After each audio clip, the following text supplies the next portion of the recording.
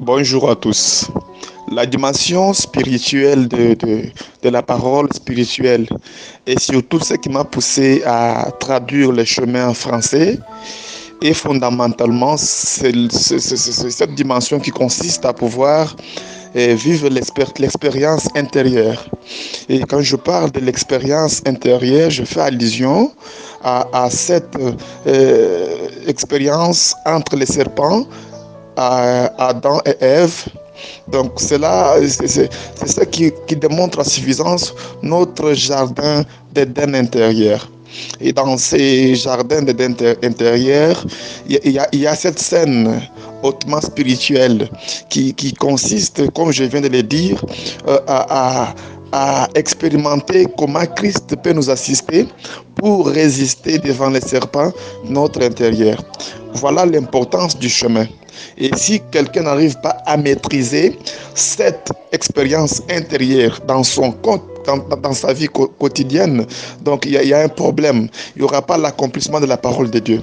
La parole de Dieu est pragmatique. C'est une vie intérieure.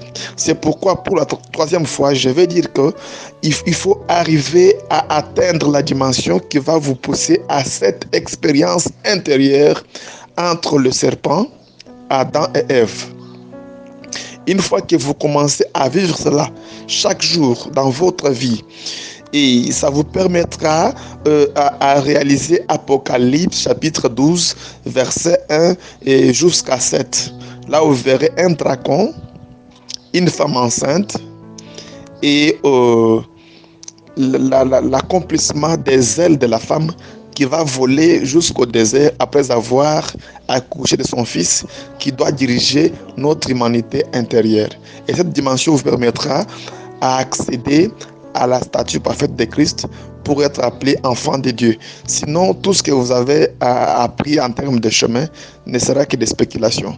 Et toute personne qui n'a pas encore pu accéder à la parole spirituelle, et comme j'avais mentionné ça dans mon livre sur l'importance du chemin, ne comprendra pas ce que je suis en train de dire à ce moment. Parce que dans ces bouquins-là, il y a 12 thèmes. Je peux évoquer seulement la sémence dans l'église.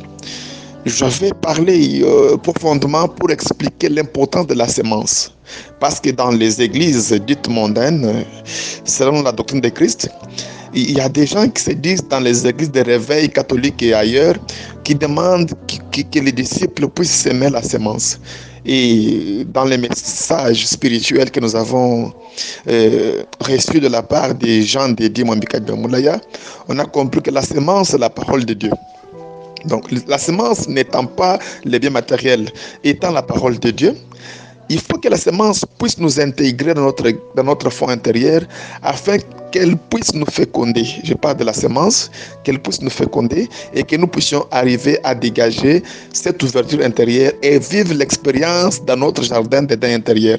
Une fois que la semence n'est pas encore atteint sa juste valeur étant la parole qui doit nous féconder dans notre intérieur, cette ouverture dans notre esprit ne sera pas possible pour que nous accédions à la dimension spirituelle et vivre l'expérience entre les serpents, Adam et Ève, dans notre vie quotidienne. Merci beaucoup. Ça, c'est juste pour vous donner l'importance du chemin. L'importance du chemin. C'est votre serviteur, Eugène Mamamutoka, le masseur de l'EJC. Je vous remercie.